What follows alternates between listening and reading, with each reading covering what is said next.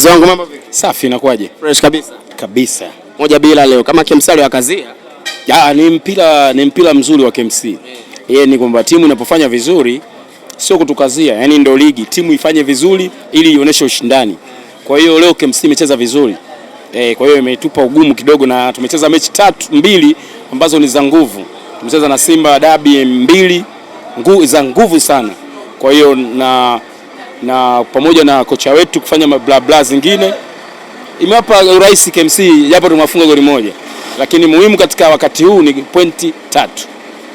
Wengine unafikiri mwalimu Pedro Goncalves huwa anafanya makosa sana kwenye swala la sababu au kuchagua kikosi cha kwanza kwenye timu yake?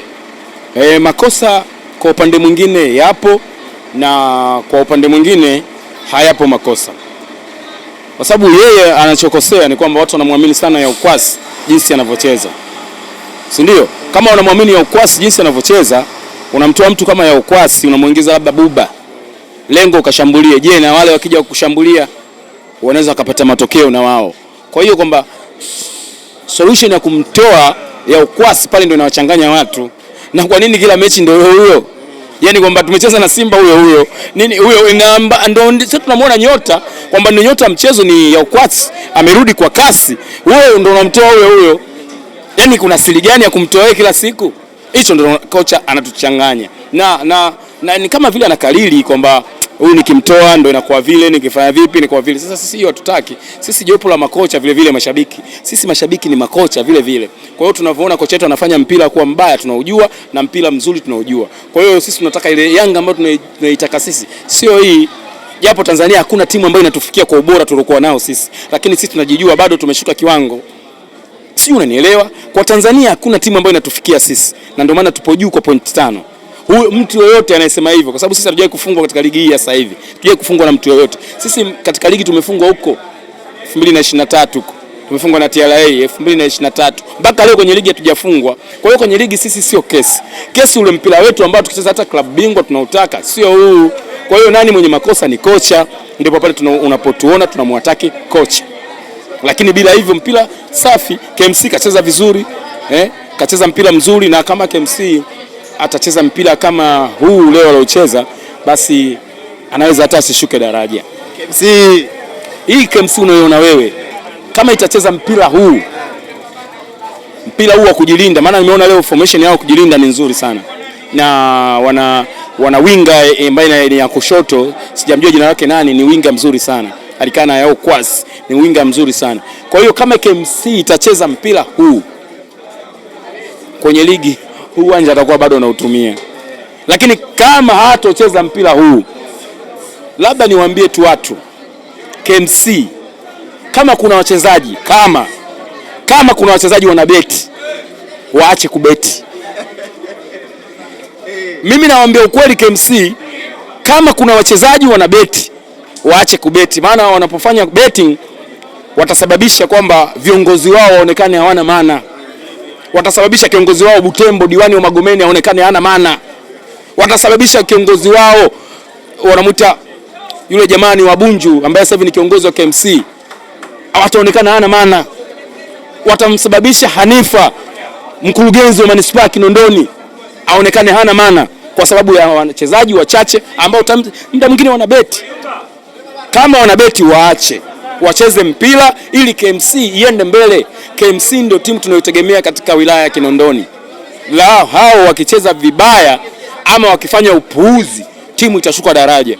Huu uwanja umetengenezwa kwa mabilioni ya shilingi. KMC inaposhuka daraja watafanya thamani ya huu uwanja ishuke. Kwa hiyo sisi tunataka KMC icheze vizuri, icheze kama ilivyocheza leo na Young Africans. Yanga kashinda goli moja, lakini anajua nimecheza na timu. Yanga amecheza kirahisi na Simba kuliko na KMC. Yanga amecheza rahisi kabisa na Simba kuliko kucheza na KMC. KMC amecheza mpira mkubwa sana. Kwa hiyo mimi ninachosema tu ni waombe wachezaji wa KMC waache upuuzi. Na hapo mwagusia wekundu wa Msimbazi Simba. Yes. Na story kubwa ni goli aliyowafunga dhidi yenu pale Samuel Generali. Pengine unaliona ni goli la namna gani, na pengine ungepata nafasi ya kumpongeza Clatous Chota Chama ungemwambia maneno gani? Goli la Simba ni kama maiti ambayo inaweka kwenye jeneza zuri. Goli la Chama aliyofunga ni kama kwenye maiti. Jeneza zuri lakini linaenda kufikiwa chini. Chama ameshinda goli zuri. Yanga amesawazisha inakuwa 2-2. Uzuri wake wa lile goli linabaki kwa neno tu zuri. Kama jeneza zuri lilopakwa rangi lilonakshiwa. Zuri lakini linaenda kufikiwa chini. Kwa hiyo tunaona magoli jana tuliona Namungo wamefunga goli zuri sana. Mtu kapiga acrobatic kali sana. Na tumeona magoli yamepita mengi. Ajibu pia alishawahi kufunga goli zuri sana akiwa Young Africans. Kwa hiyo tuseme tu goli la Chama ni zuri, lakini kama jeneza zuri ambalo linaenda kufikiwa chini, halina maana yoyote. Ni sawa sawa mwanamume mzuri and some boy, lakini ukiitwa unaitika be, hauna maana. Hauna maana. Bonge la kaka lina misuli mikubwa, kifua hicho. Akiitwa sasa anaitika be. Hamna maana yoyote. Hakuna maana. Goli zuri bila ushindi hamna maana. Turudi kikosini kwenu. Djigui Diarra, jina kubwa kwa sasa. Jana nilipata nafasi ya kuuliza maswali, pengine ndio anaweza kuwa mchezaji wa kihistoria ndani ya kikosi cha Yanga. Pengine kwako unaona ni mchezaji wa namna hiyo ambaye anaweza kuwa historia ndani ya Young Africa? Yes, Djigui Diarra ni mchezaji ambaye ni mzuri. Tangu aje Yanga ni goalkeeper bora. Yaani tukiacha babaifu wa watu kutotamani mtu fulani achukue tunzo, Djigui Diarra alistahili kuchukua tunzo tangu anakuja mpaka sasa hivi. Ni goalkeeper ambaye anajua kucheza na wakati. Ni goalkeeper ambaye anajua ni mpira huu ucheze vipi. Footwork yake ni nzuri, anadaka vizuri, ni mwelekezi mzuri. Unajua Djigui Diarra kwa Yanga alifaa kuwa ni kapteni. Akitoka Nondo Mwamnyeto, kapteni anayefuata alifaa kuwa Djigui Diarra. Na Mungu akituweka hai, Djigui Diarra atakuja kuwa kocha mkubwa sana Afrika. Mungu atupe uhai, tumuone Djigui Diarra tukiwa uzeeni sana. Tutamuona kwamba Djigui Diarra ni kocha mzuri sana. Anajua hata kufundisha timu jinsi icheze vipi. Na anajua kwa wakati huu nastahili mimi nidake mpira, wakati huu niende chini, wakati huu nimeumia, wakati huu nicheleweshe mpira, wakati huu nipige mpira kwa haraka. Hivyo vyote Djigui Diarra anavifahamu. Kwa hiyo tuseme kwamba Djigui Diarra ni mchezaji bora wa ligi hii ya Tanzania. Mpaka sasa tulipofikia, una Rushen De Reuck, una Faisal Salum na una Djigui Diarra. Unaambiwa uchague MVP. Pengine unampa nani? Nina Djigui Diarra, Rushen De Reuck, Faisal Salum top scorer ambaye na pia ni top assist. Hao watatu ungemchagua nani? Kwa unajua mara nyingi huwa watu hawapendi kumchagua goalkeeper, si ndio? Kwa sasa hivi mimi ningempa Djigui Diarra kuwa awe MVP wa Tanzania. Haina ubishi yoyote. Djigui Diarra ni bonge la goalkeeper, ni bonge la mchezaji. Unajua hata World Cup wanatoa mchezaji bora mara nyingi sana. Sio walitoa mara moja goalkeeper, lakini goalkeeper yule Djigui Diarra ni mchezaji bora. Ndio ambaye Djigui Diarra Mali wanamtegemea kwa goalkeeper bora, goalkeeper namba 1 nchi ya Mali. Sasa sisi tumepata bahati ya kupata kiwango kama kile cha goalkeeper hapa Tanzania. Tunajivunia kuwa na Djigui Diarra. Ni goalkeeper ambaye vizazi vilivyopita tuliona goalkeeper Idi Paz, tuliona Steven Nemes, tuliona Mohamed Mwameja, tukaona Kaseja, tukaona Aish Manula, tukaona na huyu Djigui Diarra. Katika level za goalkeeper ukitaja uwezi kumkosa goalkeeper kama Kaseja, uwezi kumkosa goalkeeper kama Mohamed Mwameja, Steven Nemes. Unakuja kwa Djigui Diarra, ni goalkeeper katika karne hii ya sasa hivi. Miaka 20 iliyopita au miaka 10 iliyopita, Djigui Diarra huwezi kumwacha. Ni goalkeeper bora katika ligi yetu ya Tanzania na Afrika nzima. Pengine goli 10 za Faisal Salum na assist 9 azikutishia amani hapa kwenye kuchagua MVP. Ni labda tumtoe Djigui Diarra afu tunitajie wachezaji wa ndani. Ndio tuzo itaenda kwa Faisal. Yes. Faisal ni mchezaji mzuri. Faisal Salum ana timu ambayo haina pressure sana. Lakini kwamba je, kwa mfano Faisal angekuwa hadi sasa hivi Yanga. Kwa mfano Faisal angetoka Simba. Lakini Faisal inapocheza na Namungo, Azam inapocheza na Namungo, watu wengi wanakopa na mambo yao. Hawamwangalii Faisal jinsi alivyo. Ukiwa na mtu kama Faisal brother, una kitu kimoja cha dhahabu. Faisal sio mtu wa kawaida brother. Yaani ukimwondoa goalkeeper Djigui Diarra, ukizungumza na wachezaji, Faisal sio mtu wa kawaida. Faisal wa kufananisha naye sasa ungeweka namba 3 Pacome, weka nani Faisal, weka Max Zengeli, hapo ndio unaweza kufananisha kutafuta MVP. Weke Chama. Chama ni mchezaji wa mechi mbili. Chama simuona mcheza na Simba na Yanga. Tumwangalie Chama na JKT. Utasema toa huyo. Chama anacheza mpira wake wa speed, akiwa anacheza na timu kubwa, anajua kabisa kwamba usajili unaokuja mimi lazima nikamate tena miaka miwili nile pesa zangu. Chama ni mchezaji wa majira.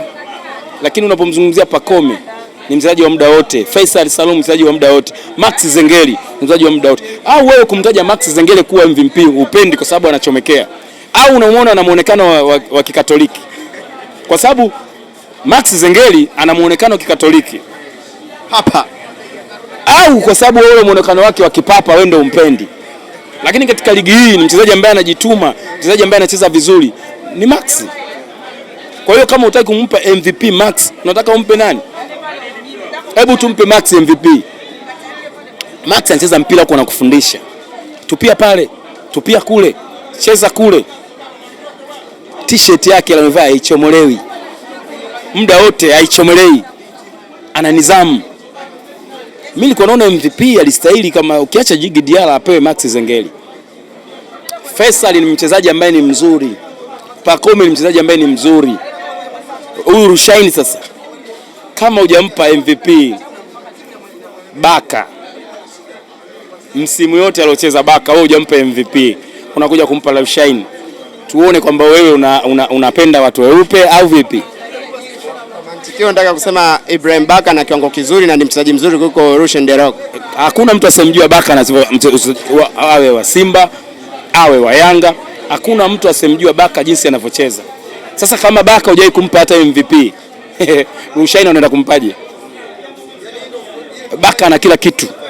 Tackling nzuri, piga vichwa, anatoa pasi, anafunga hadi magoli. Tuliona hapa katika ligi zilizopita alifunga magoli. Baka kila kitu katupa sisi Yanga. Usimpe MVP unakuja kumpa Rushaini au unamtaja Rushaini. Basi ndio yale tulikuwa tunasema kwamba kuna watu wanataka wa balance story. Kwa sababu mtu anajitoa fahamu kuhusu Baka ni mchezaji wa aina gani, huyu anajitoa fahamu. Au kwa sababu yule kazaliwa South Africa au kazaliwa Morogoro. Baba, tumemaliza sasa, tukamwangalia Rushen De Reuck sasa hivi anacheza dhidi ya JKT. Muangalie Rushen De Reuck, ukaiangalie Simba. Rushaini yule pale katuuzia sisi tope. Rushaini, radha ya tope inaenda kwa Rushaini. Ndio utajua radha ya tope.